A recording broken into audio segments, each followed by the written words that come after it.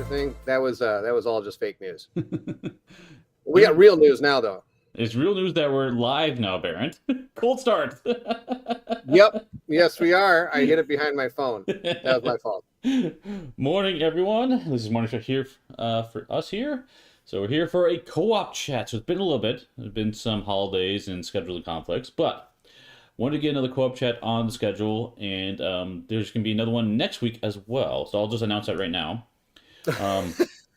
Next week's going to be a big one. So we're going to have the whole crew on here. So Derek's planning to be on here. Bairnt, of course, will be on here. And then Colin will be joining us because we're going to be covering the game of the year. Actually, I think Kim will probably join too for that. But and Steve will be here. Yeah, so we talk about like the best games you played all year, like biggest surprise, best expansions, all that fun stuff. So that'll be next week at the same time. Yes. So see lots of friends here. Hey, family meeple, nice to see you here. Matt's here. Welcome, Matt. Tim, how's it going, Tim? David with a nat 20 on the boss, which is amazing to see. Oof, that guy's going down. Not David, Bod. Oh, the bot, yeah. He's going down. Hey, Lewis, a designer from Keep the Heroes Out is here. That's awesome. Let's see who else. Let's see. Greg's here. Welcome, Greg. Lots of friends. Sweet. All right. Lots of friends today. Hey, Remy, how's it going? Okay, we are here, and it's been a while since we got together, so you know what? I thought we'd just talk about some things we've been playing kind of off-channel and kind of share thoughts about various games. So this is going to be kind of a more of a free-form discussion as we talk about different games. Because in the States, we had a big holiday recently, Thanksgiving, and both Bairnt and I took a break, and we played games with family. So we're going to get to some of that. And friends. That's right. Right. Okay, so let's dive into it. So, hey, Joe, how's it going? Do you want to start with one, Bairnt? Let's see. You lay it on me, my man. Just hit me thick, and I'll just do the shtick. Okay, here's a game that I've been eyeing, and I want to know more about your thoughts on this one. Oh, good. And that is Ziggurat. Oh, Ziggurat. We played Ziggurat. We played this 3 times. This game's super cool. This I got from Colin. He played the entire thing with his family. This game is super good for a family game because it's a legacy game. And just like most legacy games, it starts small and gets big. The board itself is a giant pyramid that you're playing on. And the first mission, your goal is to get to the top of the pyramid. That's all it is. And then each consecutive mission, they add a couple rules or another rule or something onto it. And so it works really well with kids because you learn the first thing. You know, sometimes people are like, oh, this is a great kids game. And then you start playing and it's like there's 742 rules. And I've got to teach my kid all these rules. And I got to remember all these rules. It's like I feel like I'm talking about the Grinch thing with rules, right? So this one works really well because you start with just the basic rules of get to the top. And then as the game goes on, the second one might be like, oh, now you've got to take something to the top. Now you have friends coming that are going to help you get to the top. Like, so it's all these different things that keep adding on. But then the kids only have to remember those couple new rules as opposed to all the rules of the game right off the bat. Now, I thought this was competitive, but is it No, 100% cooperative? Okay. So the way it works is just the first mission, just because I don't want to spoil everything that's going on in the game, because it is a legacy game. Mm-hmm. The first mission, you get a character, and your goal is to get to the top. But your goal is to get everybody to the top.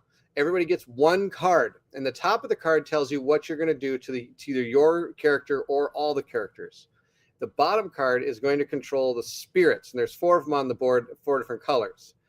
The way you lose the game is if any of the spirits either get to the top or they come in contact with one of the heroes. Then that's a lose condition.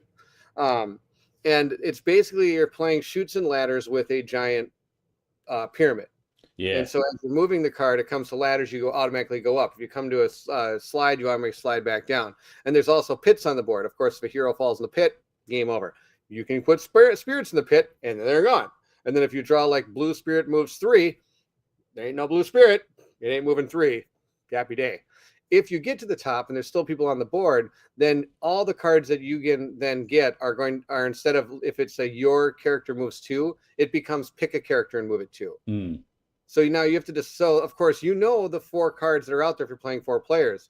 So you have to work together to kind of say like, okay, so I'm going to move. I've got one that says move any hero 2 spaces. And like one of my kids be like, oh, I'll take the move 2 because I get to go up the ladder. Okay, great. Oh, wait, but then I have to move the blue. But I said, wait, I'm going to have to move the blue spirit 3. And if you only have a card that says move your character 2 and 2 is towards a pit and the other 2 is towards the blue spirit, we don't want that to happen. So then I don't think you should move. We should have somebody else move. Now, there's also a lose condition where if you go through the deck, your game is over as well. So you have a small pack of cards. After you play your card, you get a new card, and it's face up, so everybody sees the cards and can talk about what they want to do and who they think should use the cards. You can alpha game this pretty easily, but actually, that's what Robin was mentioning a little bit too. Sounds like. So joining late, but Bairnt did mention this already. I love how each turn moves quickly, so the kids don't get bored waiting during someone else's long turn. Bairnt. Yeah, bring it on. Well, I got to think it through. I got to decide if I want to do, right? I think all that thinking has helped us become undefeated so far. Ooh. Would you consider this game something that is firmly in the play with kids category, or is it something you would actually play with adults too? I would say it's a family game. Okay. Adults and kids. Okay. Yeah, I think I'm not saying it's because easy. It's just because it can be alpha gamed, and there's not a huge amount of decision space for it. I mean, you have 1 card. Oh, fair. Yeah. And there's 4 cards out there, and there is an order into which those cards have to be played. Yeah, Robin says kids as well. So, yep, cool. Plans take time, Dan. Boom. Plans take time. Good plans take time. Wait, Bairnt has a plan? Always. So yeah, but we've played 3. We're gonna probably play maybe 1 tonight. After the Christmas concert we're going to at church. So that'll be, I think, a lot of fun to do. Oh, cool. It's a fun game. We like this one. I'm glad Colin's able to give it to me. It is a legacy game. There are stickers and everything that go with it, but it is playable twice before you need a new sticker pack. There's 2 plays in the game. It comes with a recharge pack. Cool. What does it mean to Ziggurat? Nice, Tim. Plans also cause us to lose the kids. I will say, I would preface, we did have a small, I shouldn't say meltdown, but we had a small, we didn't quite get the game at first with one of our kids. And funny enough, it was the older one. Mm-hmm. Where we're like, okay, everybody move. He's like, oh, I'm going to move my guy 2 spaces. So I go up this ladder. Okay, moves 2 spaces. And then I'm like, okay, well, my card says all people move 1 space. Well, that's horrible. It's going to ruin my plan. Why would you move me 1 space? Like the card moves me everybody a space, Ridley. I'm sorry. One of the things you have to make sure you tell people playing is, don't be banking on your turn to do what you want to do when it's your turn with that card. If you've got 3 other people that go, because a lot of them are going to say like move all people or things of that nature. And so once he kind of got that, like, oh, okay, so okay, got it. Okay, then it was. Cool. Yeah, that's awesome. I haven't seen talk from Remy, so I should receive my Dice Throne sleeves ordered today. So, which is pretty cool. And that actually ties into another game you want to talk about. So let's just jump to that right now. Let me find it. Where is it? Which one is it? What's tabs? That's another game I played. What's that? Dice Throne Adventures. There it is. I played Dice Throne Adventures. I just played Marvel Dice Throne. Oh, Marvel Dice Throne. Sorry, wrong one. Let me fix that. But you can put that one up there. That's fine. Yeah, we did Marvel Dice Throne. We don't have Dice Throne Adventures. We just have the Marvel Dice Throne box from Kickstarter or something. So it's like the 6 characters or 8 characters or something. So we played the competitive version with a couple friends of ours. Mm-hmm. And I found out that I'm a terrible Dice Throne player, which is good. So when I get adventures, I have to learn to be better. I don't know how balanced these characters are. Robin and I were talking about this afterwards. Because Rob and I got smashed, like walked on, by their characters. Thor seems really powerful in this game when it comes to how much damage he can put out, which is ridiculous. We might have just had the wrong characters. I don't know. And maybe some are better 1v1 because we played 2v2. Robin says not balanced at all. Which, I mean, we got murdered really badly. But I mean, it also has to do with your rolls too, right? Sure. how well you roll. But it always seemed like they had cards that could stop us, and we never had points. I And wonder so, if there are, because I only played this once. I played it once with Derek some time ago. I played Doctor Strange, and he Mhm. played Black Panther, I believed. Oh, And yeah, I wonder if there are like different classes of characters in the sense that like this one might be more supportive, this one might be more offensive, yeah. this one might be more defensive. And those are words, trust me. No, those are great words. We use them all the time. That's right. You're right. So I You're a wonder if that supportive is kind of character. yeah, because I wonder if it's like a rock paper scissors thing where like some matchups this character's gonna be a lot stronger in, or these characters are a lot stronger in, but a different matchup maybe they won't be as strong. I don't know. So Yeah, I don't know either, but yeah, they were Thor and Doctor Strange, and Doctor Strange was out of control powerful. And then Thor would just come in and smash you with hammer. I mean, it was mm. bad news city. And then they played as Thor because my friend didn't want to give up Thor. Surprise, surprise, beating people up. Why would you stop, right? And she was, oh, I can't remember who she was, but again, it was Scarlet Witch, and again, mm. Smash Smash Smash City. We got Mhm. absolutely destroyed. That was the deal. Um, I can't imagine how Black Panther could compete with Doctor Strange from what we experienced. Yeah, because he just keeps putting these spells down, and then he can cast these spells, and it's just like. And the thing is, like, I'm preparing the spell, and I'm going to stop like 4 of your abilities just from putting a card down for free. Mm-hmm. I was like, what? And then I'm gonna roll my dice. Oh, I get to put down 2 more. It's like, okay, so you've got 6 of my 8 spaces I can't even use now. Mm. That's out of control. So, Yeah, Derek says get season one, Baird. You'll like it more. So, well, I'm actually waiting for my X-Men, oh, okay, and then we get the X-Men Adventures stuff, and then that's when we're really gonna kind of kick it into gear. that would be fun to play. I would like to play the cooperative X Men of this. That Yeah, sounds like my jam. yeah. So, So the dice throwing game, and we had fun, and I also taught Mhm. it my kid and his kids, and they had fun with it. So I mean, it's fun game, quick game, love it that it's fast like that, but it seems a little mismatched. Maybe season one's a lot more balanced, which would make things a little bit easier. I can understand where the balance might not happen because you kind of are also trying to. It's almost kind of like hero clicks, where you want to make the hero click feel like the character, but then yeah, what point value to get them? right, And then oh wait, this guy's kind of a little bit overpowered because we didn't realize that power was going to be that powerful, and all of a sudden you're like, whoa boy. right, right. Yeah, yeah. I should play that one again sometime. So, but definitely play with the X Men stuff. That'd be Yeah, wait till the X-Men stuff. all right. I'm gonna jump to a game. Let's see. Let me jump to Like Frogger. Frogger. Yeah, exactly. Jump like Frogger. Where's my tab for it? Oh no, I don't have it. Okay, I'll Or maybe fix that. crisscross. You could jump like crisscross. Yeah. Well, That's right, old people. You got that reference. You get that no, we reference. have Frogger on our arcade. So, all right, let me pull up this game. There we go. That's the one I want to talk about. Keep the Heroes Out. Oh, keep the heroes out. My son and I have had a ton of fun with this one. We played through all of the content. We didn't beat all the content. Let me clarify that. But we played through all the content. I say that because the final boss is really, really challenging. Oh, So, that's awesome. I'm going to do a review on this one at some point, but I'm going to share some of my thoughts on this one here.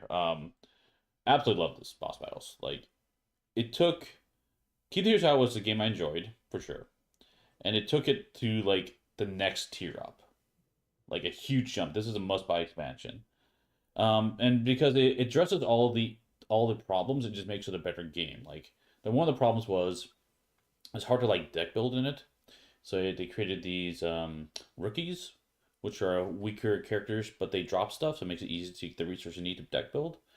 And you can put different numbers of them into the deck to change the difficulty, which is really really nice. And then the other thing is it turned the game from a passive game to an active game. Because the passive game, what I mean by that is the whole point of the base game was you need to survive 2 waves, all while trying to defend the horde that you have, the treasure. And so you're just kind of like trying to last long enough. But this one, and the second wave, a boss shows up, and now you have to defeat the boss before you still have to protect the treasure, but you have to do it before the wave ends. So it feels like it's more active in that sense. Love this, love it, really really enjoy it. And then the big thing that my son and I enjoyed with was playing. I think they call like the Overlord factions or monsters. I might be wrong on that description, but basically there are factions out there. Like for example, you can play as the King Slime. So he's a big old slime, and when you hit him, little slimes pop off him, right? It would make sense. But someone can actually play the slimes normally, and so you are working in almost a symbiosis between those two characters, and it's so much fun. Like I love it when these, I would say these mob like factions can work with like boss type faction, one boss character. It's really really good. Like this is one of those few expansions that's a must buy, hands down. Like if you buy keep Tears Out, just buy the expansion right up. It's just going to make the whole experience better. So and we keep playing it. It's so much fun. Yeah, I can't That's wait for good to more. hear. All right, so now this is one that you think would be able to be used for adults and kids. Oh, absolutely. Okay. I will do a caveat for boss battles though. I would not play certain scenarios or certain bosses with kids unless the kids are like a super difficult challenge. Okay. It's like some bosses are totally fine with kids, no problem. Other ones, we had to play like 4 or 5 times, and we had to drop the difficulty down like super low just to like have a chance of beating them. Oh, it sounds like how I play all my video games. Yeah, something like that. And Like, I'm sure there's ways of doing it with the difficulty up. I've seen some people talk about it on the BGG forums, but like just to warn you out there, like the challenge is definitely in this game. It's but the nice thing is you can choose if you want it or not, so which is great. But yeah, oh yeah, Kim, my go-to character is the unicorn, which is hilarious because the unicorn will charge an attack and like stab someone with its horns, and it poops presents. It drops a unicorn, drops rainbow poop, which is people can pick up for special abilities. So that's good to know. Yeah, we've been talking about. Robin actually even mentioned that she was just wondering if it's good with 4 and with kids, and how long is it between turns for attention spans. I will say there's downtime in turns though, Cool. especially with kids at 4. Like with adults at 4, it's fine. Hmm. It is on the longer side, but with kids, because we did play this over Thanksgiving, I played with 4 with kids, and my son, he's fine with this stuff, but his cousin, she hasn't played a whole lot of games, and she's not used to sometimes longer downtime between turns, and so it was a little bit Sure. more difficult for her to maintain focus. Good. Um, but there's ways around that we can play. It's called the Partners in Crime, and that's where 2 people take a turn at the same time. Okay. And so that way, if you have 4 people, you can do 2 people together and the other 2 people together, and then you have a lot less downtime. So Nice. Yeah, we haven't had a chance to try this one yet because I know Colin has it all, and he's kind of been with. It's been something his family's been playing, so we kind of swap out kids games together. I shouldn't say yeah, kid games, but family games or even adult games. Like I know he's played this with his gaming group as well. I wasn't able to make it that night, hmm and they had an absolute blast with it. yeah, it's really fun. Yeah, Morgan Knight. Yeah, if it's with 2, it's excellent. 2 players, it's perfect. Three is when you start getting a little more of that downtime. It's not too bad at 3, but 4, I would definitely do that Partners in Crime. Sure. Yeah, for sure. But yeah, really, really good stuff. And yeah, Lewis is here. Who's like from the designer of the game. So speaking of which, Nice. on Monday, Lewis and I are gonna be playing this, and we're gonna try out the new faction, which is Emberlings. So Thanks, Dan. Yes. optimal time between turns is 0 seconds. 0 seconds. That's about it. You done yet? You done? Okay, I'm gonna take my turn for 10 minutes. Actually, that's a pretty good tie into another game I was gonna talk about because we played. This was our most played game over Thanksgiving holiday for us. Let me jump to that. I know you've played this too, Bairnt. So here it is. Invincible. Oh yes, that was one of your most played. That's pretty awesome. Over Thanksgiving holiday was. Yep. That's pretty sweet. So speaking of zero downtime, this is that game because this is a really great game, honestly. Um, it's all scenario based and you're playing as superheroes in the Invincible universe. Um, caveat: do not watch this with kids whatsoever. It is super violent, not a kid Right. show. So The game itself actually can be. I think they take a lot of the graphics out of the violence part of out of the physical out of the game, though. I think don't they use some for of the the most part, there's stuff. still a few There's cards. still I a few know parts of that. my cousin is a little more sensitive to that stuff, and there's a few cards that like she was like, I don't want to play this game. That's fine. Okay. But yeah, I for the could. most part, it's a lot better at the game I itself. become so desensitized at my age that I didn't even notice them. Yeah, it's a really good game. So all the scenarios play differently. But basically, this is a tableau bag builder, I would call it. Mm-hmm. And the nice thing about it is there is zero downtime when player turns because the turn structure is you advance a scenario marker, things happen. It's normally pretty quick to do. It's like spawn bad guys. I don't know, do something that's scenario specific, and then take your turns. Your turn is drawing 3 cubes from your bag, and people can do this literally at any time.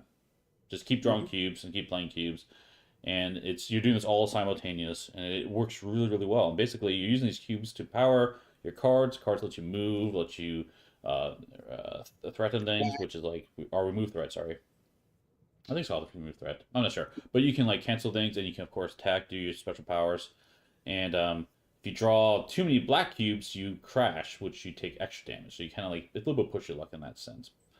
But after that, then you get to Zach's secret power. That's Zach's secret power exactly. Oh, it's crash. But then at the end of this, you will then draft and play more powers in your tableau, and you get stronger. And every time you play, you can have different combinations of powers. It's a really really good game. Yeah. This is our most played game at Gen Con too, even.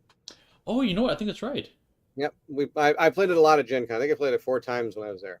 Yeah, yeah. No, we really enjoy this one. So I think it's because it was easy to get to the table and the rules weren't too tough, so it was like easier to kind of learn on the spot kind of thing, and we played through it pretty quickly. Yeah, I like the gamble draws a lot. I might crash a decent amount of the game. It might be a thing. So, Lewis has a question. How does Invincible scale difficultly among different player counts?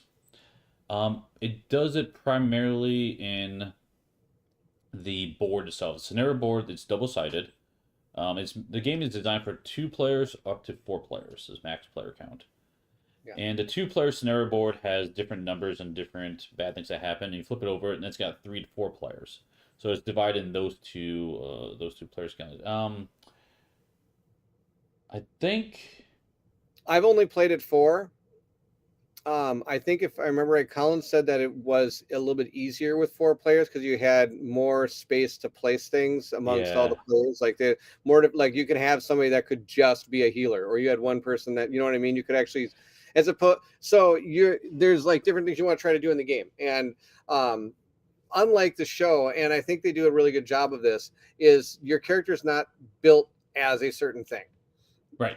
Your abilities you're drawing from your deck is a universal deck, so stuff you're getting like is going to be but you can draw multiple cards and decide the card you want. And so with multiple players, you have the ability to kind of more customize a character as opposed to trying to be a jack of all trades type thing. Right. Does that make sense? Yeah, it does make sense. But Remy's got the other point. The enemies have more hit points based on 2, 3, and 4. Yep, they do scale everything, but I think from what I've just heard from a few people that I think the more players you have, the easier it becomes. But it's not one of those things where it's like, oh, there's 2 players, we're never going to win. Oh, I got 4 players to walk in the park while we playing. There's nothing. It's not like that. I mean, I'm talking like maybe that much of a difference, I would say. Yeah, I would agree with that. I've been trying to like nail down the difficulty of this one because when we played at Gen Con, we played, as Remy mentioned here, we played on hardcore difficulty at 4. Yeah.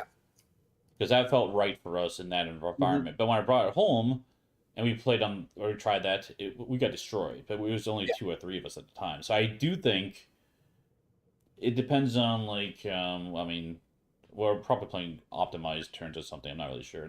Well, yeah, I was there. We were obviously optimized. That's right, with Bairnt. Bairnt never crashes, right? No, it's kidding. Always optimized.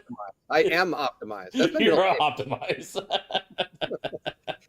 Anyway. And that's the thing that you mentioned that's really important about the game is not only does you can play with up 2 to 4 players, but you can also upscale and downscale the difficulty of the game to make it fit the group you're playing. That's right. That's 100% correct. There's a lot of different levers to pull for that because you can change the event deck, which has at the end of your upgrading, you draw an event card and bad things happen. So this will be like you have more bad things happen if you want to ramp it up too. So there's a lot of different ways to adjust it. The optimize a bunny. That's right. I'm gonna get my drum. Boom, boom, boom, boom, boom, boom, boom. But yeah, really cool game. If you guys haven't checked it out, looked at it, this one, definitely worth investigating this one. The only thing I'll say about this that I'm not a fan of is there's only like 5 missions, and I think the first 2 are kind of starter missions to teach you how to play the game or something. Or is there 6? Oh yeah, it's true. But you That's can. the one. But I mean, the amount if your love for the game is trying to pull different levers and see how different things interact with cards and things like that, you have a huge space to work with. Yeah, but if your goal is to beat the 6 different bosses, and once you do that you don't care about it ever playing it again, it might be a little bit of a thing where you might want to look at it a little more closely. That's true. I do think you can play the first scenarios with the full rule set anyway. You can 100%. Yeah. 100%. And it even tells you that I think after you play the game, Right. you can like go back and play these and put them on harder difficulties and things like that. So, And I mean, if your goal is to play the story that it gives you, which isn't really one, then you're going to have only 6 missions. Yeah, don't get this for the story. So this is definitely a one-off scenario-based game for sure. Yeah. It does follow a little bit of like the comic book and the show if you're familiar with it. So definitely, if you know that those references, this will be a lot more meaningful to you. You probably still enjoy the game without that reference, but it is more enjoyable with that reference for sure. So, there's something else I was going to mention. I forget. It's probably not important. It's fine. All right. That's good. Next Moving game. on. What else we got here? We got lots of things to talk about. Let's jump to another game. I know. I play games. You play games. Let's talk about leaving the planet. Evacuation. Oh, this is Evacuation. I did this game. I played this game. I did this one. This one I played with Brent and Ted over Christmas. So we had a small snafu in our gaming group where Colin and Monica decided to have a kid. So our gaming group got a little small for a little while because they were taking care of this newborn baby. Yep. And so normally our gaming group is Colin, Monica, Ted, myself, and Brent. Well, they were Colin and Monica out for a while. So they introduced me to a couple games that were pretty awesome. One of them is Evacuation. This one was super fun. This one was super challenging. I failed miserably at this game. Brent succeeded hard at this game. So this one's kind of cool because you have resource and everything on one planet, and you've got to get it to the other planet because this planet is dying. And so you have to get like your infrastructure from one planet to another planet. It's a Euro type game where it's a lot of worker placement type stuff and things going on. So I'm really good at these games. Not at all.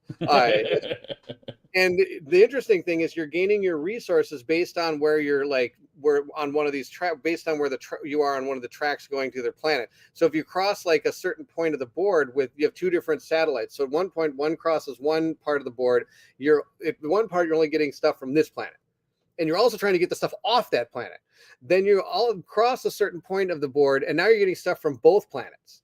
And then when the other satellite catches up to this one, now all of a sudden you're only getting them from the new planet. So you have to figure out when to move these satellites and going to be optimal to get the most out of your resources to be able to complete your objective, right? Which is get everything off. Well, your objective is to get the most points and win the game, right, Steve? That's always the goal: win the game. Points. For the game is to win the game, right? So the end of the game, of course, you tally up how much the points based on what you got over there. Other things are doing it, and you lose points for how much you left on the poor planet. I left a lot of people to die, and so I did not get a lot of people. Actually, I ended the game with 1 point. Oh my goodness! I had 1 point. I was so good at this game. Oh my god! Note to self: do not let Bairnt plan our evacuation from our planet. Right? Nope, do not let Bairnt plan your evacuation. It's going to be bad news. You have to buy ships to put your stuff on, and those ships go back and forth, and you'll be surprised at how fast that game ends. It's like, oh, you got 4 turns. I'm like, I got 4 turns to get 90 people from one place to another. That's never going to happen. And at the end of the game, we're looking at the board, and I'm like, how did Brent get everything from one side of the board to the other side of the board? He did it. He got it all there. Half my guys are burning in hell, and his guys all made it. It was out of control. Dan's giving me a hard time here. It was super fun. If 5 moves ahead is required, Bairnt is typically 2 steps behind. That's exactly right. That's exactly right. I mean, I'm looking at it going in turn 4. I'm like, there is no way I'm getting all those people there. And then I go like, oh, I better be able to build a ship to get in there. Oh, I don't have enough coal or something, or one of the resources to even build a ship. So but I enjoyed it. It was a good game. I enjoy kind of playing those kind of games where you can kind of, like you say, pull levers, press buttons, see what Yeah, happens. yeah, And for then, of sure. course, if I played it a couple more times, I'd probably get a little bit more of an idea of how to do it. I'm not good enough at those kind of games to realize, oh, I need to build this ship by turn 2, and then this ship at turn 3, and then I've got to have these things over there by turn 3. I'm just like, oh, hey, I built it. Then all of a sudden I realize I'm a half of a dead turn. I'm like, ooh, in a Euro worker placement, dead turns are bad turns. Yeah, for sure. But it's fun. I recommend it if you're interested in like playing a unique style of worker placement where you actually have to try to manage 2 different sets of resources that you're gathering. That sounds cool. I like the Mhm. theme, so. Only competitive. Just Only a heads competitive. Well, I got some competitive stuff to talk about too, because my family-in-laws tend to like those type of games, especially this up. one we'll talk about here, Wingspan. I have never played Wingspan. You know What? why? You know why? Why? Oh, I know why. You do know why. I It's do know because my why. wife is deathly afraid of birds, and her name is Robin. That's my absolutely Would favorite thing. would she play Wormspan though? Yes, Okay. that's actually something we're thinking about. Okay, yeah, it might be worth getting Wormspan then. So it's because it's a good system. Yeah, Rob is afraid of birds. Exactly. We knew that. So yeah, it's a cool game. I had considered Wormspan as well, but my father-in-law absolutely loves birds. He has a list. So Oh well, um, your father-in-law and my wife will never see each other. probably I'm not. kidding. I'm totally kidding. No, he's good. But yeah, it's a great point salad game. Is a good way to put it. Yeah, it's a lot. It's fun to build the. Basically, you're collecting birds and you're putting them into these different habitats. And when you start laying these cards out, every time you do an action, you put the cube on the far side of this row and you move it to the left. And so the more cards you have in the row, the more sub actions you do for each action. So the actions like they compound on each other. It gets to be really fun. But yeah, we played this a couple of times, like 2 or 3 times over our holiday break, and of course with my father-in-law. And I was pretty happy about the experience because he doesn't play a whole lot of these types of games, but he I could tell he really grasped this game. So we had to do a quick like refresher how the game works, but he was all in. It was a good time. So yeah. Now there's for this game, there is like, isn't there like 722 expansions now for it? There's a ton of expansions. We only have the core. We The don't play core is it good that. enough just to play. Yeah. Okay, Yeah, it just adds more birds from different regions, and I did some other things too. I can't remember all the details, but sure. yeah, I think Colin, not Colin, sorry, I think Derek might have a lot of it. I just double Okay. check with him, but yeah, I no, don't for think us, Colin has any of it. yeah, I'm good with the base. It's good times. So He likes the system, but I think he's found other games that do the system and he enjoys them better. who Like for does? example, he does keep the robots out, or get the robots, or do the robots, or make the robots, or something. Or there's some kind of robot game. I'm Mhm. sure the chat will help me out, but uh, basically, it's the same type of thing. You have different 3 different areas where you can put robots in, and they'll generate different things based on where they are and things like that. Yeah, yeah. Which is a very similar style I've heard from Wingspan. Raising Raising robots. robots. Matt got it. Boom. All right. Matt gets an extra attack on the boss. Steve will make that That might happen actually. We'll work on that. So. happen. Working on that. Got some things working on behind the scenes. So, That's pretty awesome. Raphael says, "I never played Wingspan. If they gave the birds a base set of stats, weapons and armor, put them in medieval settings, with mission complete, he's in." So, That's right. That's right. And then after they defeat a mission, they can level up a little bit. but now, oh yeah, I am not gonna. Birds and armor would be a pretty sweet game. So, That's right. Birds and armor. Steve, there we go. We got our new game. We're making birds and armor. Nope, oh, we're it's not. called I want to Wingspan. stay married. Good. Never mind. I just want one card from it, but they haven't made the expansion yet. Oh, okay, not sure what that means, but okay. But yeah, it's cool. It's a good game. I enjoy it. But like the main thing is for like the theme is a big selling point for um my in-laws. So because like you said, he's got the list, and it's funny because he'll draw the card and be like, oh, I know that bird, and he'll write off a few facts about it or interesting things Right. about it. So that makes it even more interesting. Oh, of course the kanji bird. Of course, That's Yogi. hilarious. Of course he does. Lou says, I really like the app that has the bird sound. That's true. That's a good one. Oh, speaking of awesome apps, Merlin, Merlyn, I think it's called. I think it's spelled. Amazing app. So basically what it is this is not necessarily board game related, but No, you Steve, you gotta stop. You should just leave it right there. Like, it's an amazing app. just leave it at that. Don't tell anybody about it. Yeah, exactly. That's right. No, Oh, I'm interested. What is this? but what it does is Like, it amazing, like has you can turn you, Merlin, Molyn. It's an amazing app. that's Okay, right. That's all you need to know. But you can turn your microphone on your phone, and it will listen to bird sounds around you, and it will identify the birds for you. Oh, so it's like Shazam with bird sounds. Shazam? Yeah, isn't that music one where you can hold it up Oh to? yeah, like that. Yeah. Am I dating myself again? No. For some reason, I was thinking the superhero. I'm like, what's Shazam have to do with this? Oh my gosh, he's so good. Shazam is amazing. I like Shazam a lot.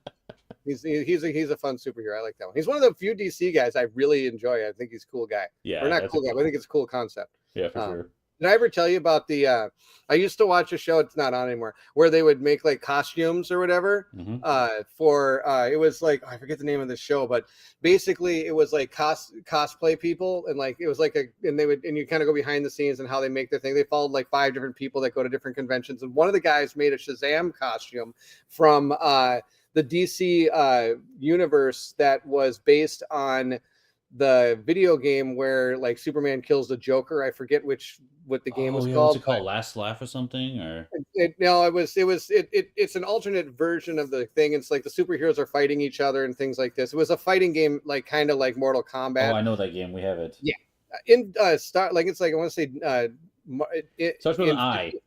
Yeah, it's like Infinity or something like that. Injustice. Thank you, Lewis. Injustice. I knew somebody would get it. Oh, I so love when the community's doing it. It's called Heroes of Cosplay. Yes, it is. Thank you. But one of the guys made a Shazam costume, and it kind of gave me goosebumps because he walked out onto the stage and then walked right up the catwalk and like smashed his hands together and laid back like this. The entire audience yelled Shazam.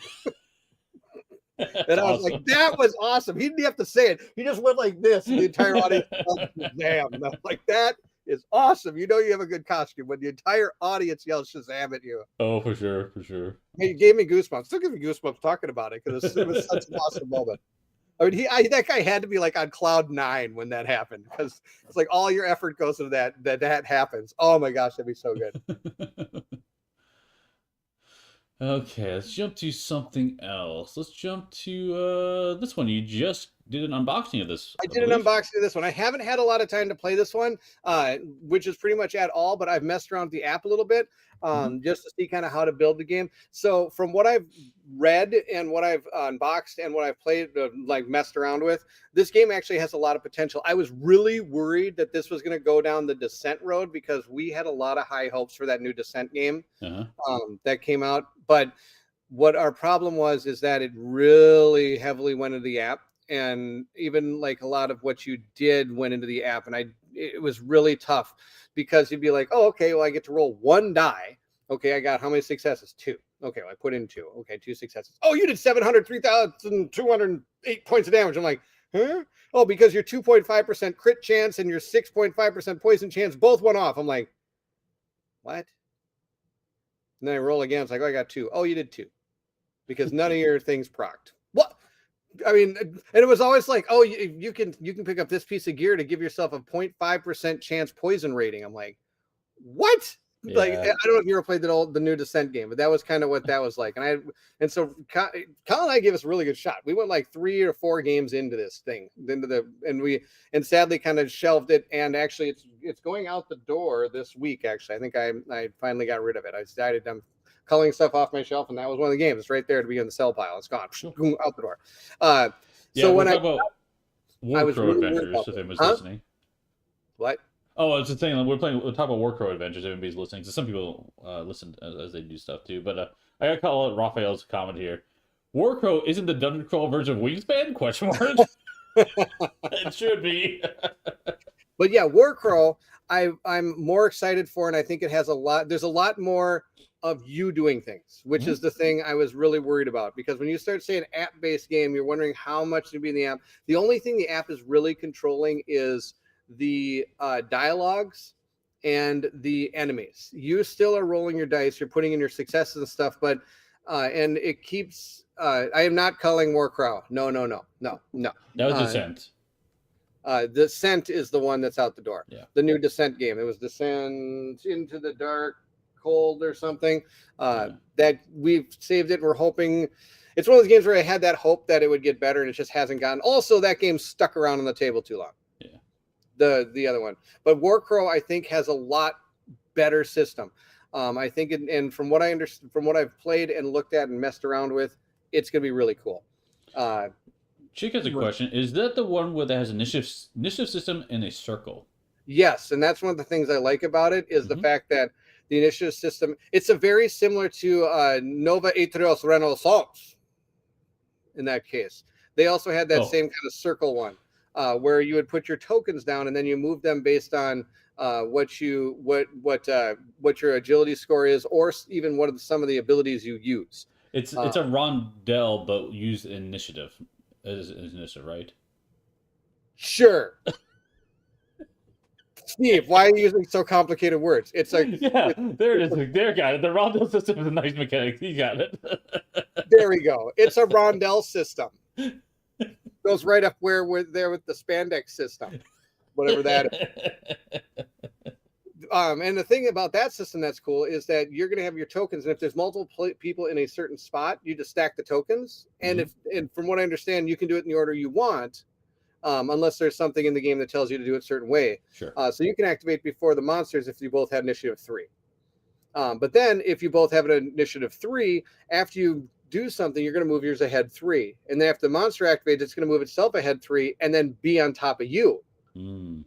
Because then that person's going to go ahead.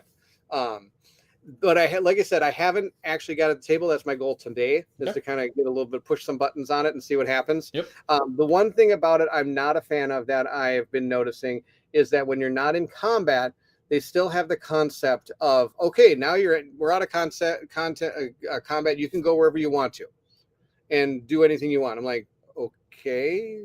So there's 3 tokens on the board. Who wants to go check out the token? Okay, so I just move my character over to where the token is and press the token on the app. It's like, why can't that just be, okay, now you're out of combat. Which ones of these there's these 3 different things you could investigate that are in the app, which, I mean, I understand that you're getting the tactile vision of moving your character around, but now it seems pointless that you're moving them around. Does that make sense? Yep. But for some people, that's important. I mean, but every time I come into games like that, I'll take my 4 guys and be like, okay, who wants to interact with that thing? Oh, I'm going to have the orange guy do it, right? Okay, so I'm going to take the orange guy, and I'm going to put the other guys around it in case something happens with that token that I need to deal with. Okay, now that we're done with that, I'm going to go over to this token. Okay, I'm going to have the brown guy do it, but we're going to surround that token in case something happens, because there's no like urgency. Makes sense. To do it. Yeah, I'm curious to hear what you think of this one. So, I remember this popping up on crowdfunding. It looked cool, but that wasn't one I decided to back for. I can't remember what reason. Caveat: there is this. You need the app. This is an app game that is accompanying the game. You have to. So I know that polarizes sometimes. Yeah, but. For sure. For sure. Okay. Yeah. What happened? Chris, Chick says it. Token could explode. That's true. All of a sudden, I surround the token, it explodes on me. Game over. Game over. Game over, man. Game over. Game over. Gotta do those references around you for sure. So. Yes. Okay, let me get to a staple game that continues to see table play for us. This is one we played quite a bit over Thanksgiving, and that's The Crew. Specifically, Mission Deep Sea, because that's the better one, in my opinion. So, this game always sees play.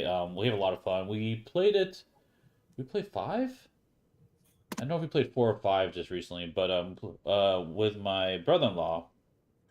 So, Kim, Kim's brother, and me, we've been playing this one to see how many high levels we get to. We get to like 12 or 15 or something like that.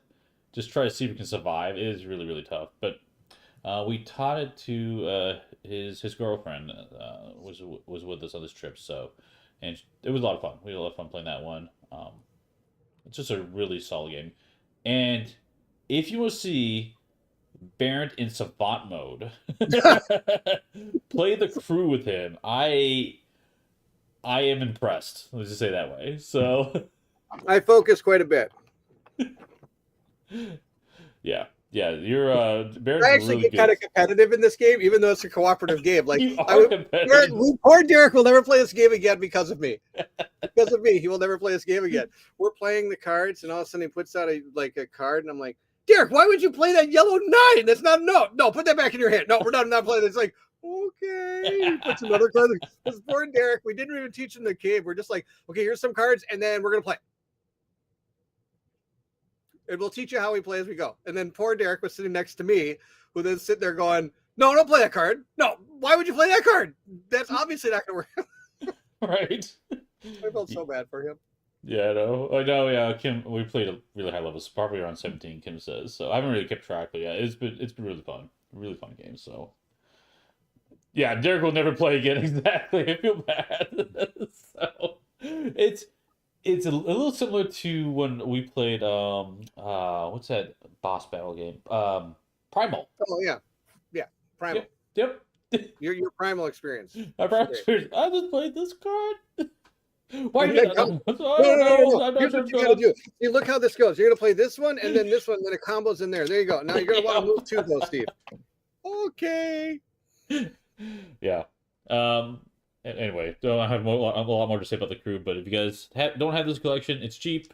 Definitely recommend it, especially it's a really good party type game that has a lot of depth to it for Cooperative trick taking game, which are pretty rare.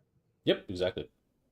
So let's keep going. Actually, I'm gonna jump to another like partyish game that has really surprised me this year, and that is Bomb Busters. Oh yeah, I'm sure you've been playing a lot of this. Yeah, we played this over the holiday as well. So, and I got my numbers right this time. So we're good. But this one's really cool because you are trying to cut all the wires cooperatively. The wires are ranges from 1 to 12, and there's 4 sets of each. And you kind of mix them all up, put them in front of the stands, and you put them in ascending order. And you're trying to, it's almost like, it's going to sound negative. I'm going to say the word goldfish, but it kind of feels a little bit like that because you're trying to guess at what's in there, what wire's in the right spot. But there's a lot more to it because once you cut a wire, you know the wires, you know what's around it because they're in numerical order. And there's special powers to use, all this stuff. There's a ton of missions. I think there's 66 missions, and we've only done a few of them so far. We've only opened one of the boxes. It's not a legacy game, but there's boxes to unlock as you play through all the scenarios. But yeah, this is a really fun one, so I still enjoy this. Yeah, exactly. You can't trust me to play Bomb Buster. That is... We'll never live that down. So that's the story where we were playing at Gen Con. And Derek was like, this is that number. I can't remember what number it was. 6 or an 8 or something like that? It's an 8. It's an 8. I'm like, no, it's not. It's a 6. I was very adamant of it. And I laid it down, and it totally was what Derek said. How did you do that? You know it's not that. It's this. It's the 9. Exactly. Yeah, Jeff knows too. So, but this is a good one. I definitely recommend this as a party type game. So really fun. Okay, let's keep going. Let's see, we got. Yes, I grew up very competitive in cards. So yes, like Robin says, I thought I was an okay person at trick-taking games, but Bairnt's insane with them. It brings a whole new side of me. Yes, it's true. Actually, Jess is here. Let's talk about this, because I found this out about Jess recently. She loves Christmas type stuff, games. Oh, Christmas type stuff. Well, we've been playing Merry Grinchmas. Yeah. This is a 2 to 6 player game. Now, this, I will warn people, it does not scale with player count. Uh-oh. Your best group is like either 2, 3, or 4. Okay. All right. Don't go to 5 or 6 or you're never going to win. Your goal is to get more presents than the Grinch does. And so what you're going to do is you're going to roll the dice and the Grinch is going to move around the board collecting certain presents. All right. Now, this is great for families and good with kids because they have to match. And then you have on your board, on the main board, 4 different types of present combinations you're supposed to do. It could be colors, it could be pictures, it could be what colors, pictures, or the amount of presents or something like that, right?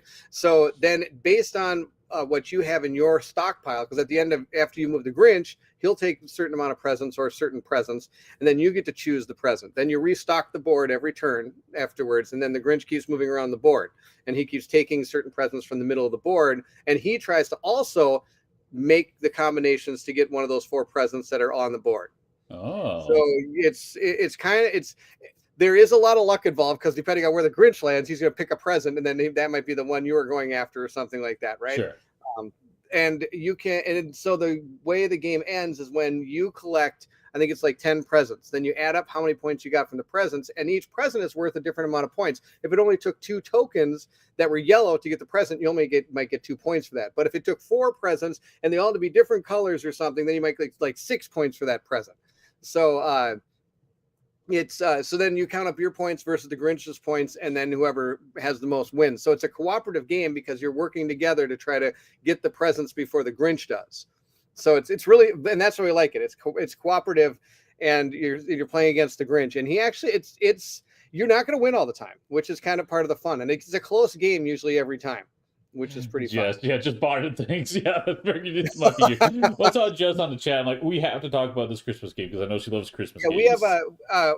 our youngest plays this with us. Our oldest doesn't. He's 14. He doesn't play this game, but our youngest, who's uh, got the skills of maybe about second grade, third grade, stuff like that. He really enjoys this kind of game, and he loves games that he knows he doesn't have to learn. So once he knows how to play a game, he really comes back to it a lot. So this is one of our favorite ones to play.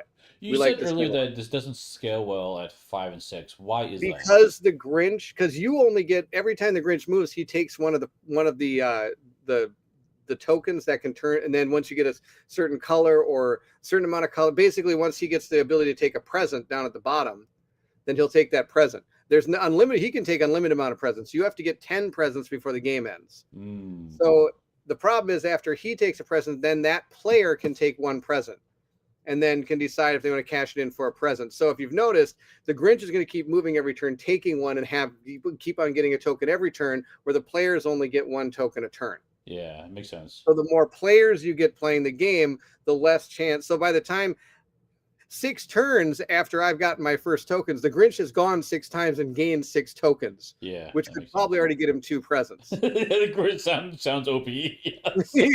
He's OP at higher player counts. Yeah, Robin says with a higher player count, it's really hard to collect what you need to grab a wish before the Grinch can get it. Yep. The wish of the presents. I'm mispronouncing it, but yes, the wishes are the 4 cards at the bottom of the board are called wishes, and that's what you need to get. You get 10 wishes, and then the game ends. Cool. And you get the presents. The presents are these tokens. There's 3 of them out on the board, and then after he takes something, then you get to take one, and then you want to try to put the presents together to get the wish off the board, and that's what you got to collect. I was saying it wrong. Cool. But yeah, I think this works really well with 2, 3. It really starts getting tough at 4. Like really, it becomes a harder game at 4. Yep. But Grinchmas. See, I don't think we have another. It's our family Christmas game we play. That sounds sounds good.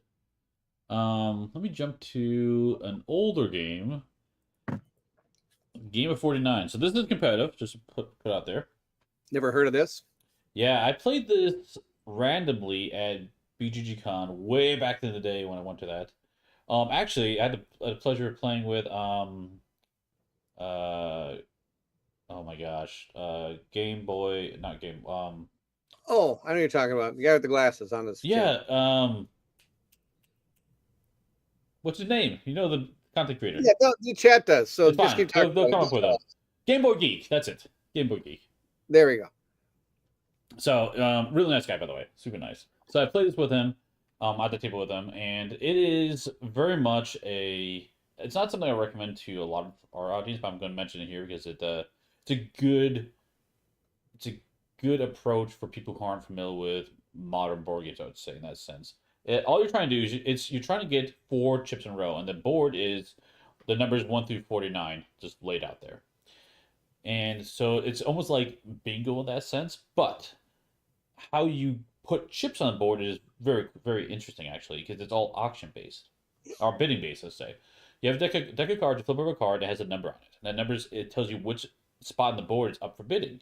And you go around the table, everyone has money, and then you say how much money you want to bid on that. And you keep going around, you pass her out, but whoever bids the most gets to put their marker on that space. And so that's how you get to that 4. Now the kicker is every once in a while there's going to be a wild card coming up there. A wild card says, hey, anywhere in the outer rim or the inner rim or wherever it is, the middle, you could put a chip down. And and after the wild card is bid, you put a chip down, everyone gets payout, and you get payout equal to 7 times the number of chips on the board with a max of 49. So that's how you get money back. So it's a little bit of strategy of like trying to get cheap spots just to get money, so you can have enough money to bid for the winning spot you need. But yeah, when I played with Kim's family this over the past holiday, they really liked this one, and this was really good for the kids too, because like we had younger kids and they were able to sit down and like kind of understand how bidding works, and they were being bankers and doing the math, all that fun stuff. So it worked well in that setting. Nothing like starting off kids young with gambling. Yeah, exactly. Fun competitive game with bidding wars. Yeah, exactly. But yep. Game of 49. So it is a small game, pretty light. Yeah, weight is 1.6. This is a very light game. So Nice. You should put up talking about bidding games. I played a game again with what you call it, Ted and Brent called Ra. I'd never played Ra before. This was super fun. We played this like back to back to back. We played it like 3 times in a row because of how much fun we had playing this game. The time that it says down there, 45 to 60 minutes, boom, that's on. It doesn't take more than about 30 to 60 minutes to play this game. This was super fun. We had a lot of fun playing this game. So this is also a bidding game. And if anybody has never played this game before, I'd check it out if you're interested in this kind of stuff. This is one of the things we did while Colin and Monica were doing baby stuff is that I told I told Brent and Ted to pick out games that Colin would never play. And he hates bidding games. So he played this game once and said he's never playing it again. So I thought, well, why don't we play it? Because I've never played it. It sounds cool. So we played this game. So you get a set of tiles with different numbers on them, 4 of them. And then these cards are starting to lay out on the board. And then somebody can eventually start the auction and they'll put this like big Ra figure in front of them. And then they bid. The next person can either bid nothing or one of their tiles. Of course, ascending order from like there's like 1 to I want to say like say 25. I don't know the exact number, but you don't have that. He might have tile 1, 7, 18, and 20, and so he can decide how much that's worth to him to get those cards. So he was like, "I'll bid 2." Like maybe he's got a 1 and a 5. I'm gonna bid 5, and then the next person go like, "I'm passing. That's fine. I don't want it." And the next person go like, "Well, I'm gonna bid 6. Like I got it because I have the 6 tiles. So I'm gonna bid 6." So part of the strategy is knowing how the other people's, you'll know what everybody's tiles are. And so it's kind of like, well, do I bid the 5 because he's got a 6 over there? He's gonna bid 6 on me and take it because those are worth that much. But I don't want to go 18 because that's out of control to pay that much for those type of cards. But since the person's already started bidding, they have to do it. So it was, and then there's also cards in the deck that make you do a bidding. So like all of a sudden that card comes up, you have to start the auction kind of thing. So, and then you take these cards and put them in your little tableau thing, and you're going to get points based on the certain types of cards you have. There's like 8 different places where the cards can go. Sure. You have like monuments, you've got the Nile River, you've got like writings, you've got all these different things, right? And so you get points then each round based on those things. And some of the cards clear every round and some keep accumulating. And so you want to try to make the accumulating cards re-trigger every turn. And some of them are only scored at the end. And then, of course, person with most points, what do, Steve? They win. Win the game, right? And that's the name of the game. I was really impressed with this game. I'm planning to play it with my 2 friends and my wife when we get a chance to do games again sometime soon. I'm going to steal it from Brent and play it again with them because I think they'd really like it. I haven't played a lot of bidding games and auction games because Colin just hates them. And so it was kind of cool to see the space that I haven't normally played in, and it was super fun. So that was really, really cool. Yeah, this is one of those staple games I see you mentioned a lot. So yeah, and it's not really that hard. And then once you do use your tile to bid with, that tile goes into the middle. So if I use the 18, it goes into the middle, and then I take the one that's in there and flip it upside down on my board. And it's played over 4 rounds. And so the next 4 tiles I get are going to be the 4 tiles I got while I was bidding and had the one in the center, if that makes sense. So like sometimes an auction will go up, and there's only 1 card out there. But somebody's going to, all of a sudden, somebody goes like, I'll pay a 6 for that card. And people are like, why are you paying 6 for the card? But because the tile 25 is sitting in the middle of that board. Sure. So then the next turn, they have tile 25, which means they have the power to almost take anything they want at any time, which is kind of cool. So lots of cool ways to win. And it's, again, another one of those games where there's many different ways to score. So it's kind of fun to, I'm never a fan of games that when you are playing competitively, there's only one path to victory. Yeah, right. And so there's multiple ways to kind of build your Egyptian thing that you're building, like all of your little tableau-y thing. So it's kind of fun that way.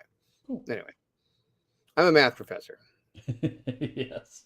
Yeah, he lost Bairnt at small games. Yes, he did. Yeah. Speaking of small game, this is Small game. this small box, and it doesn't take up much table space too, so I'll probably get a smaller game. Defenders of the Wild. I played this one over break as well. This one, you are playing as woodland creatures, trying to stop the machines from taking over the wilderness, basically. And it's a co-op game, and each there are like 4 different factions with unique abilities. Talking over though, the unique abilities don't stand out super a lot. They are unique, but they're not like, I don't know, majorly unique. Let's put it that way.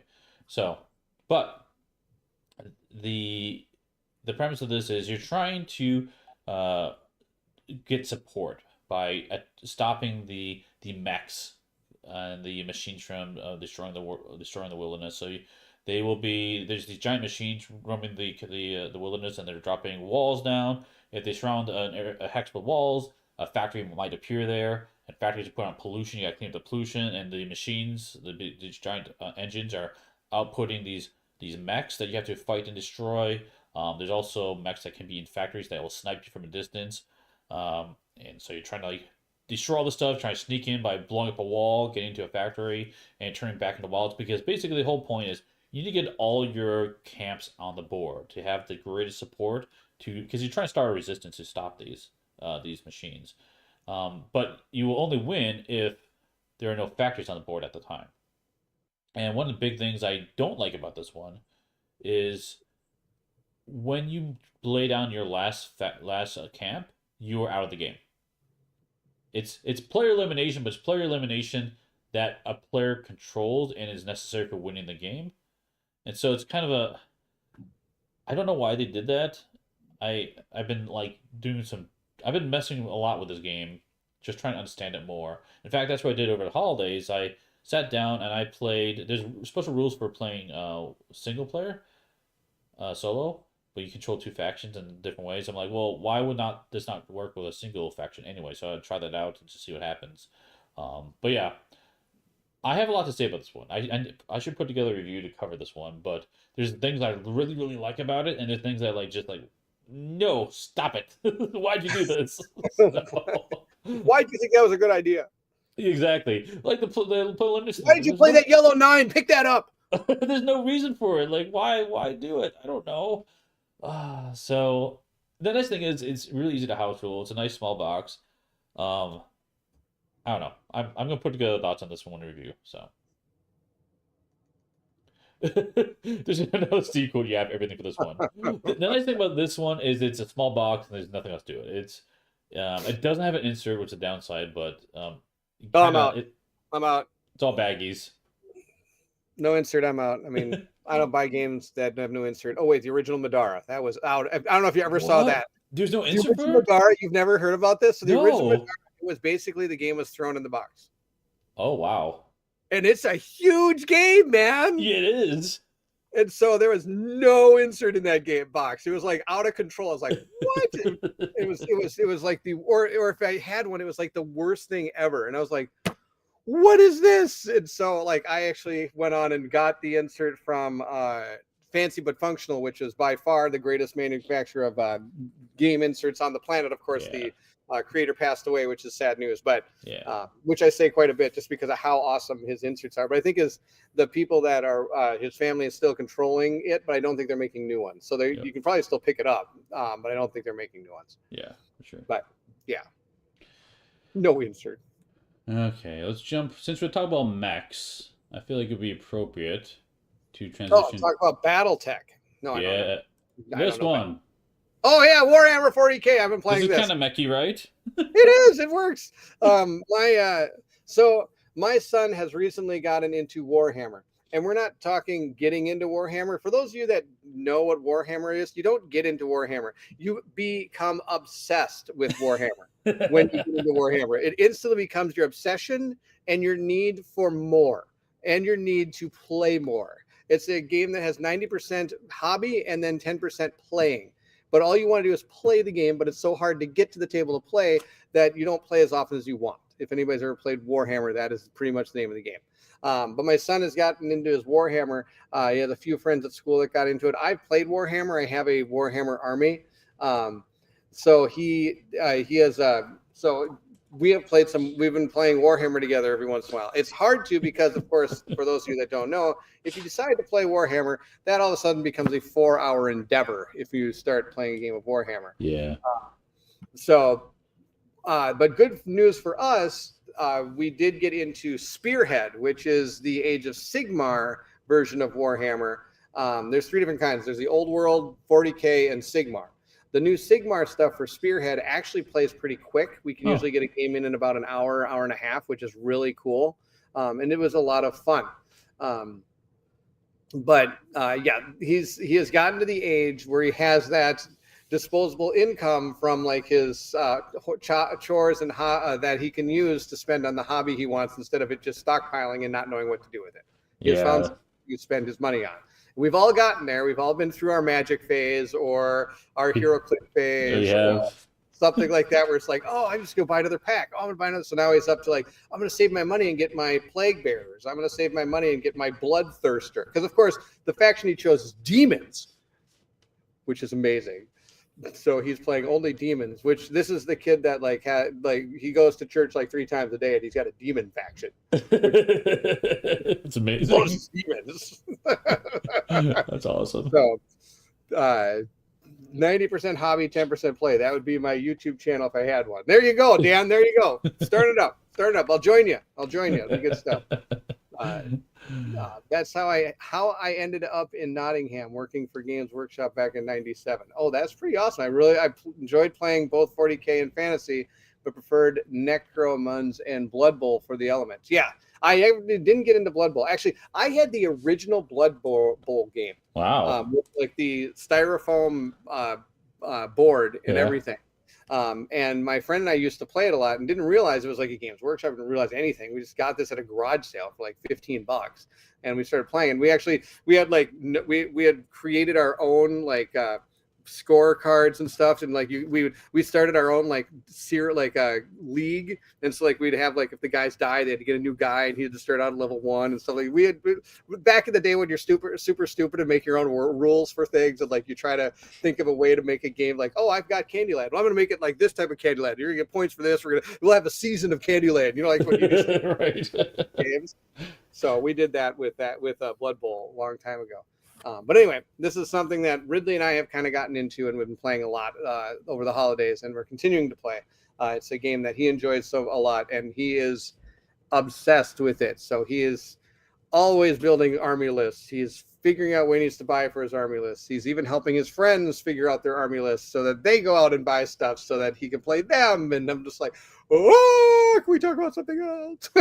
He's really into it. That's awesome. But it is fun to see that he's really excited about this. Yeah, and it is something I know about, so it is something we can share together. For sure. We're running a bit long, so let's do one more for today. One more sounds good. Let's talk about this advent calendar. Oh, wow, it's me again. Okay, yeah, my wife and I have just started our advent calendar. It's December 7th, and we just did number 1. Yeah, catch up. That's right. So the cool thing, so if those of you who haven't played exit games, they can get long. They can get it's all he talks about. Yes, it's Warhammer. So we're just getting to number 1, and so the cool thing about these advent calendar is if you haven't played an exit game, they take a long time to play, but not the exit calendars.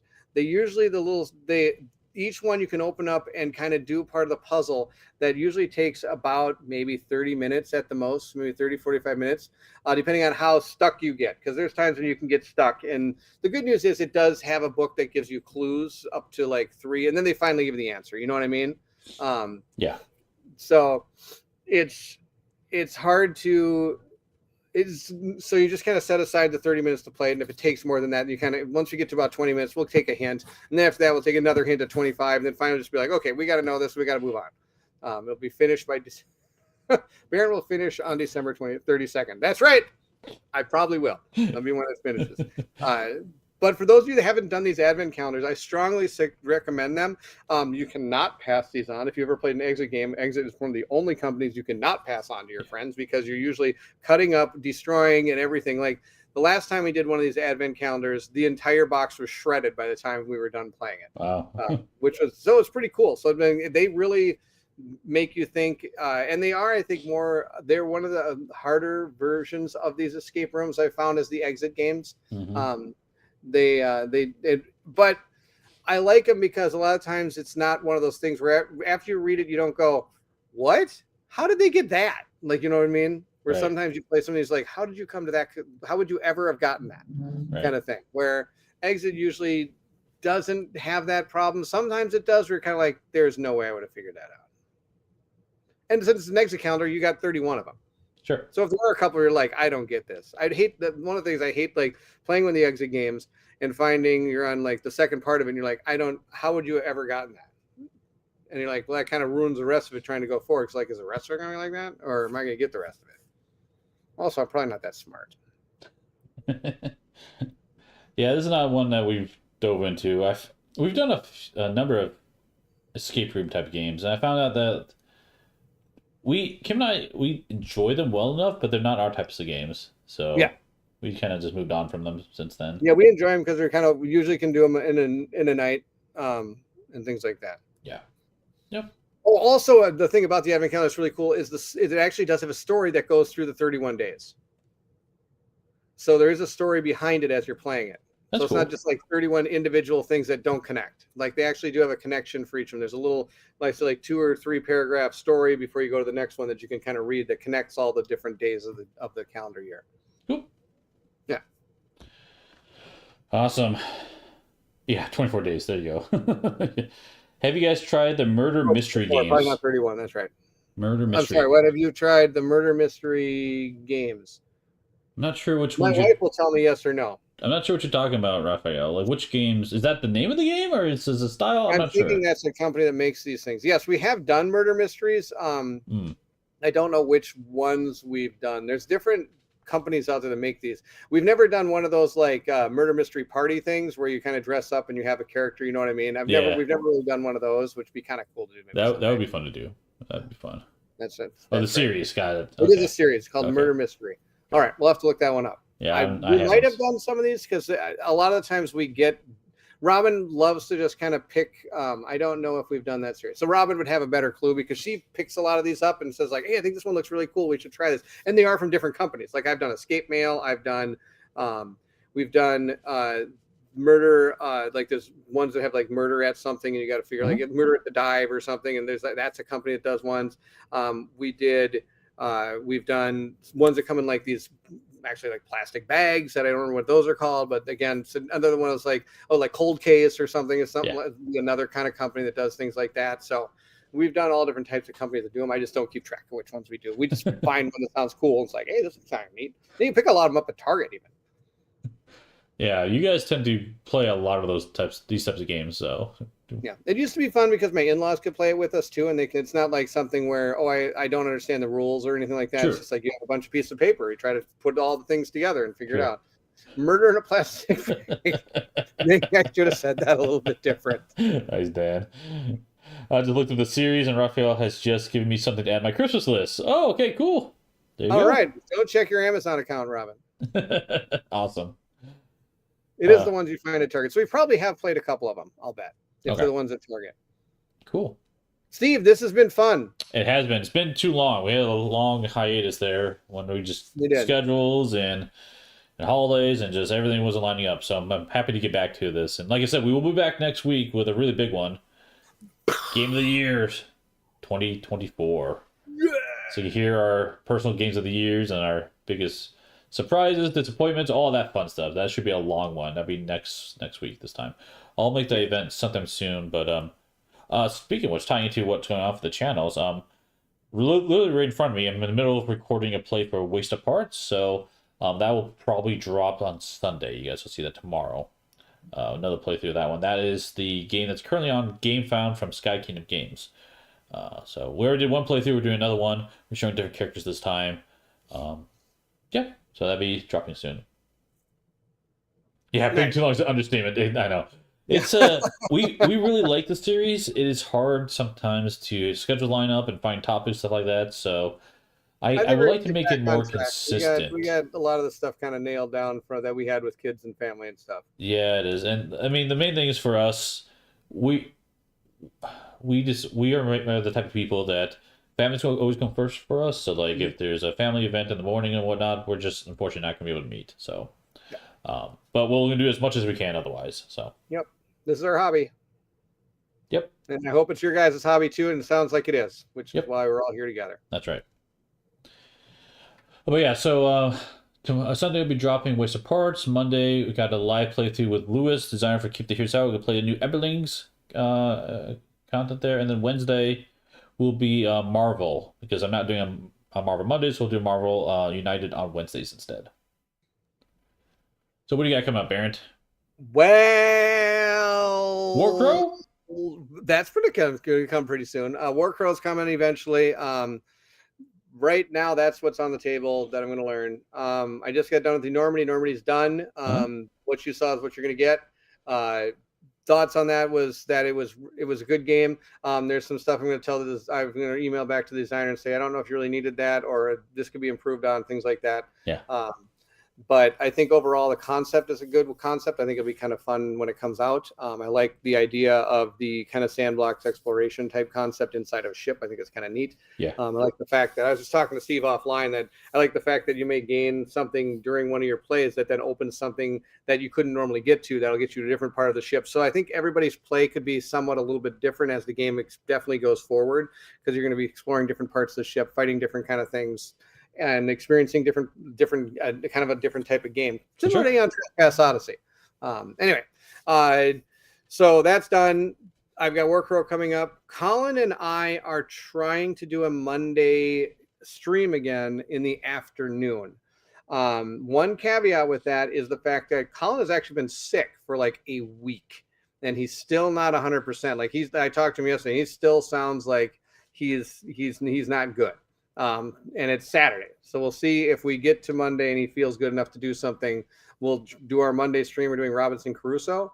Oh, nice. Yeah, we did Frostpunk 2 weeks ago, and so we thought about it, and we asked the Patreons what they would like to see, and the top voter game came to be what's this? Oh, I just got a message from Colin that says I am definitely feeling a lot better, so Monday might be on. Okay, cool. But yeah, and then we thought about it's like, well, let's put Robinson Crusoe and a few other games on there, because Robinson Crusoe is very similar to Frostpunk. That whole what do you call it, like disaster management type concept? Very much. Yes. So I thought it'd be kind of fun to play those two games kind of within the same month and kind of compare what we thought about them. I know Colin's been playing Maladon as well, because him and I have been messaging back and forth. Yep, that's coming out pretty soon. I think he's 3/4 of the way through that one. Yep. And then we're going to do our own end of the year thing, but it's going to be different. We're not doing like a game of the year or anything like that, because we want to do that with you guys. So we're actually just going to kind of talk about the games we played over the years and kind of which ones stuck with us and which ones kind of fell by the wayside. Is kind of the way we're going to go with it. Yeah, that'd be a good one. Really good. Sometimes we get a lot of questions about, hey, do you still have this game? Or, hey, can you check on this rule for me? It's like, I don't have that game anymore. But you really liked it. I did at the time, but it kind of fell by the wayside. You know what I mean? For sure. Which happens. For sure. Other than that, I don't think I have anything exciting to say. Cool. Do I? No. That's it, right? That's it. Well, it'll be different. It'll be harder too as we get closer to the Christmas holiday too. I'm assuming we'll have a little bit of breaks on both our channels from that, but we'll get some content out there beforehand for sure. Definitely, the live stuff is going to, I think, come to an end right before Christmas and then start up in the middle of January. So prepare for a big 4-week hiatus from us for live stuff. Yeah. So it'll be a little bit of touch and go for a bit. So, but in January, like I said, we should be back up full force. So, Broforce. You ever played Broforce? You should play Broforce, Steve. Broforce. I don't know. It's so good, dude. It's a game on like I think it's like one of the. It's not probably every single like platform you could think of when it comes to games. It's like this like 2 megabyte game where it's like an old 80s like run and shooter type game. But basically every time you like open a chest, there's a new Broforce guy in there. So you have like Indiana Bro, or you could have like it's just so good. It's just all these like old like 80s and 90s like heroes from movies that are all that you're fighting against. I don't know, some random like basically that doesn't even matter. You just pick up different dudes and you go through and just mow down people and stuff. It's like, and it's just a little teeny thing running across the screen. You're jumping platformer game with guns and stuff like this. And it's called Broforce. Of course it is. So. It's unbelievable. Oh, Makes yeah, me laugh cool. every time I play it. All right, well, that'll end it for today. As always, thanks, Bairnt, for joining on this chat. It's always a pleasure chatting with you and catching up and stuff. So it's an honor to be here, Steve. Of course. Yeah, I'm assuming, I know. Oh, by the way, I want to mention one other thing. Congratulations on 15,000 subs. So. Thank you. Yes, we hit 15,000. That was pretty cool. That's awesome. So yeah, I'm sure everyone knows your channel already. Meet me at the table. If you haven't, go check them out. They do awesome work over there. So, all right, that's all we got. I'll see you guys next time at the guild. Bye. Take care, everyone.